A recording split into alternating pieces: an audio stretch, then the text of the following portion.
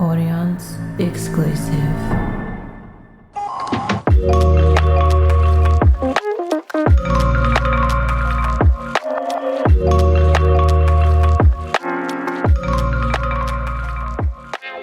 Hello, welcome to another episode of Beautiful Subconscious.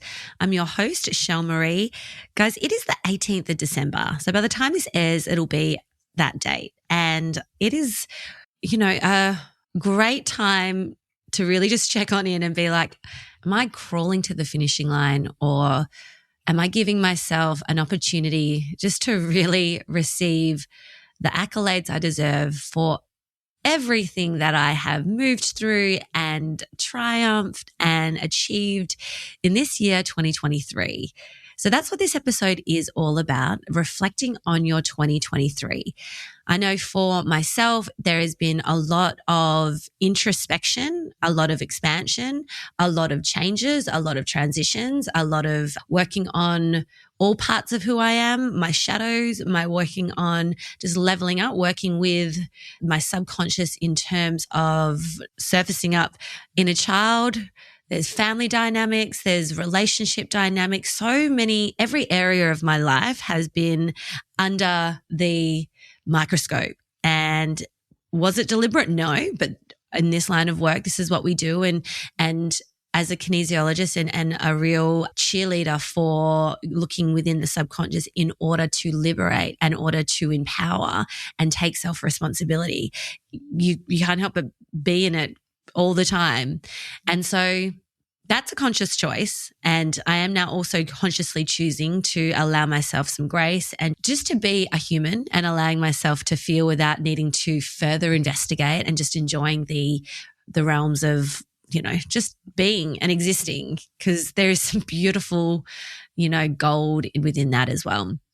So reflecting on this year, what I have noticed, and I think it's been a huge couple of years, to be fair. I think from 2020, there has been a lot of changes, transitions, a lot that has been, collectively thrust upon. And it's all stuff that's in service of us. I have no doubt in my mind this is all in favor of our growth and where we want to evolve to, and how we want to show up. We've got to let go and firstly look at the stuff that has been playing out behind the scenes in order to make it conscious, in order to let it go.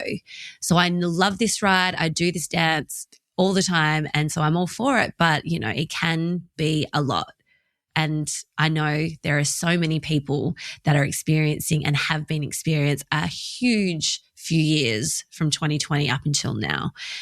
And so what I had noticed, and I get drawn upon patterns, I get drawn upon themes. I have no doubt in my mind that when a collective group of people come together, there's a pulling of an alignment or something that's a common denominator that has drawn them to that, whether it's a social situation, whether it's you're bumping into people, it's a relationship, there's something that has soul to soul collectively been called upon within that space of something that's here again to serve that collective or those groups of people.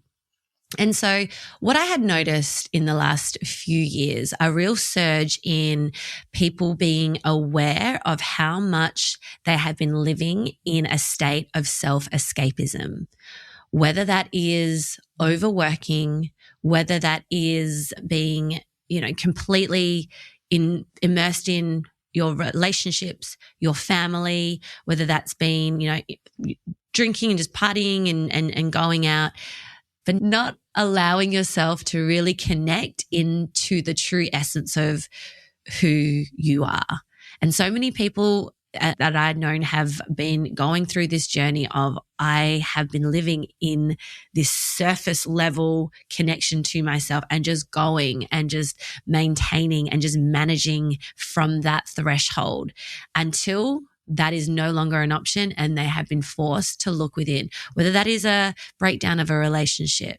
When I became separated from my husband, there was a lot of soul searching. And actually even before that, but when my dad died in 2018, my whole world tipped upside down. So it's been a big 5 years, to be honest. It's been huge with the dependencies that I unbeknowingly had, and the escapisms that I was partaking in, and the self-destructive thoughts. And it may not be your straight up, really obvious self-destructive thoughts, but that constant chipping away of criticism or doubt or judgment within self and just this self-minimizing, it's been a journey to really unpack why that's been there and where that's been coming from in order to elevate. And it hasn't always been easy looking at it, but my gosh, the connection that I have to myself and the person that I really, really feel so in love with within myself is completely worth the digging and the looking at and the humility that it brings. So I feel like there has been a constant or a collective theme of awareness of self-escapism. And through overworking or keeping ourselves super busy. And then like energy, the beautiful world of energy, that pendulum can swing so far, but at some point it's going to swing back. And so then people are starting to really in inverted commas, do the work, start to look within, start to really understand themselves a little better as to why I react that way. Where are those, behaviors? Like, why do I behave that way? Even though my mind is saying come on, you don't want to do this, but then there's a behavior that is like the polar opposite to that. And then you have this inner conflict of what? Why do I do that? Or you have these emotional explosions, or you have this doubt that you're damn it, why am I getting myself, every time I just want to take that step and I block myself, I really stunt myself with this self-doubt and I'm over it. And so many people had come back to themselves and really looked within the crevices of what has been playing out in their subconscious that has been dictating what they do consciously or how they think consciously or what the behaviors that they partake in. It all starts within that subconscious. So then they come home to themselves and they start to really understand themselves better. They start to purge the pain that they have protected themselves from. They've started to ignite a confidence and a higher level of self-worth, which is always available, but it had been, blocked and barricaded from with these unresolved imprints and snapshots that have been left within their subconscious. And so as they come home to themselves, they're just all of a sudden this is what I want. This is how I want to live. And then what can happen as that pendulum swings back into that coming home of self, coming home to self, and really just bringing it back to nurture, it can feel now all right, well, I don't want to get back to where I was. I don't want to get back to that adrenalized state that I constantly was working in because I was pushing myself from a place of pain. I was pushing myself from a place of fear. Now that I'm aware of that and I've come home and I've allowed myself to feel completely at peace with myself and to love who I am and to nurture that inner being within, I'm too scared now to take any action because of what if I end up back where I was?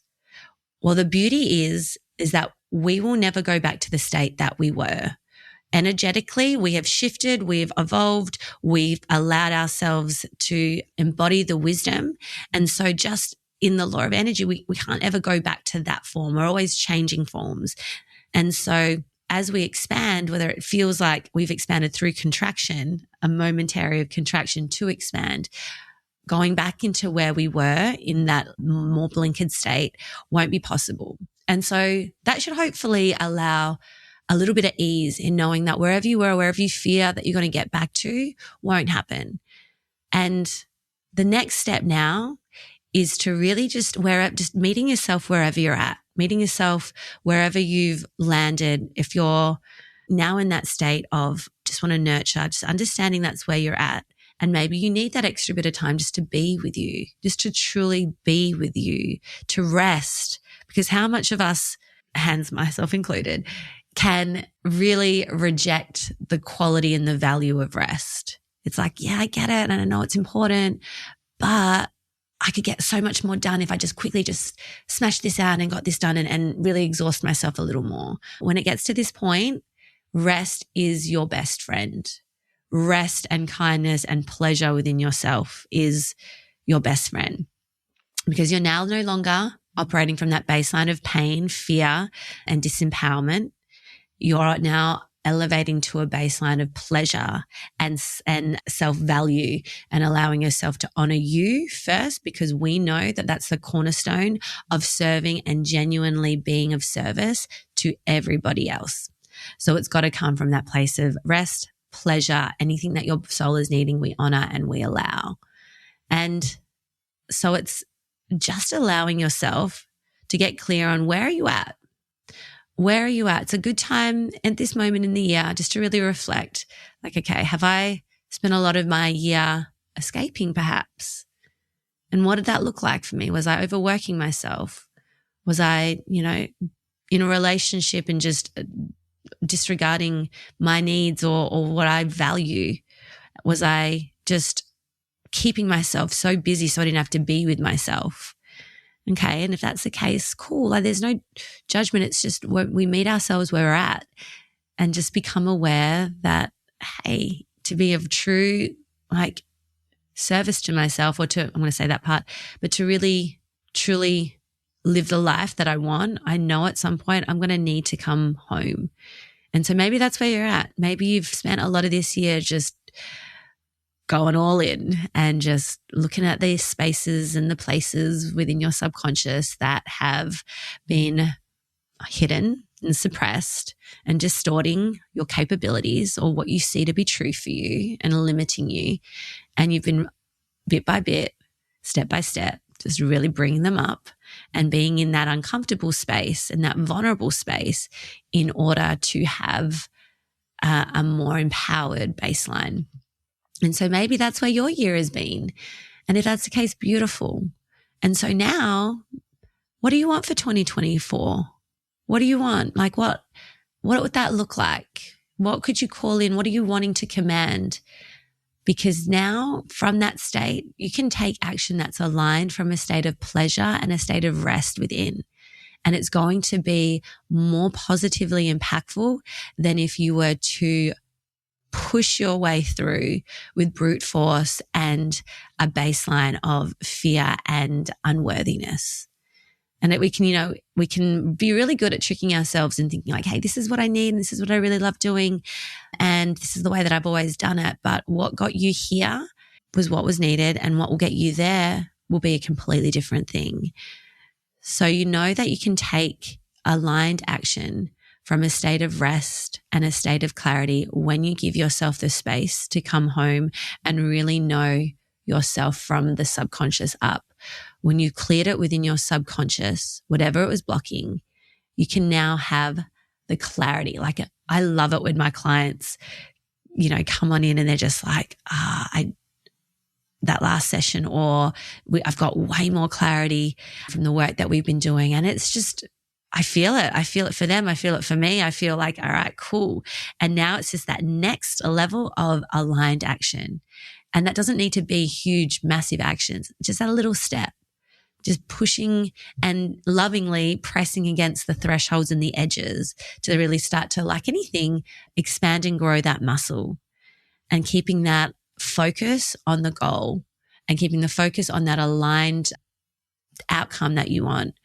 And it's from there that you're going to be able to do less, but have more.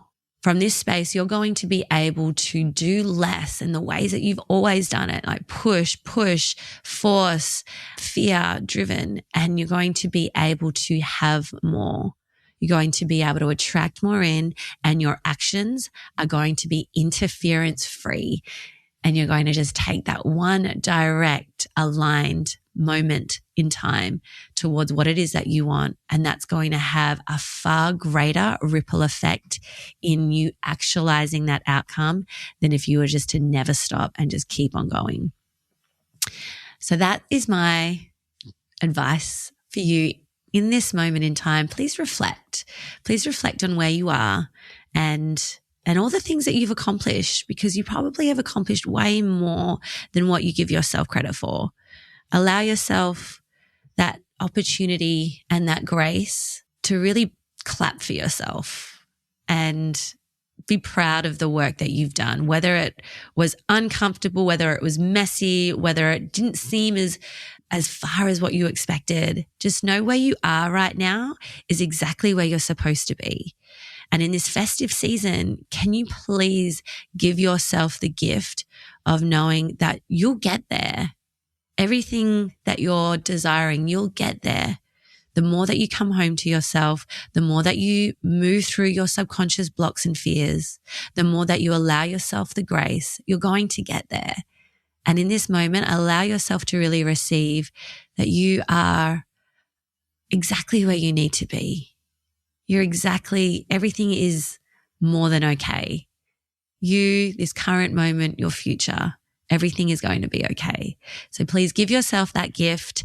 I am so excited to see out this year. I get some downtime in with the family and start the new year off in just leveling it up. I've got some great offerings that are going to level up me. There's going to level up for my clients. And I know from that level of truth for myself, it's going to have a ripple effect for everybody else. So thank you for tuning in. If you are ready to really clear and start the new year with that level of clarity, that aligned space to take that action interference free, let's get this going. There is the $111 initial consult and session. This won't be around forever. There is going to be such a change up in structure next year. So please give yourself this gift on just connecting with you through this revolutionary form of modality, kinesiology, and what it does and how it speaks the language of your subconscious. It is always talking to you and it always knows what's in your best interest. We've just got to move what's blocking and interfering from you actualizing what you want. I can't wait. And until next week, take care of you.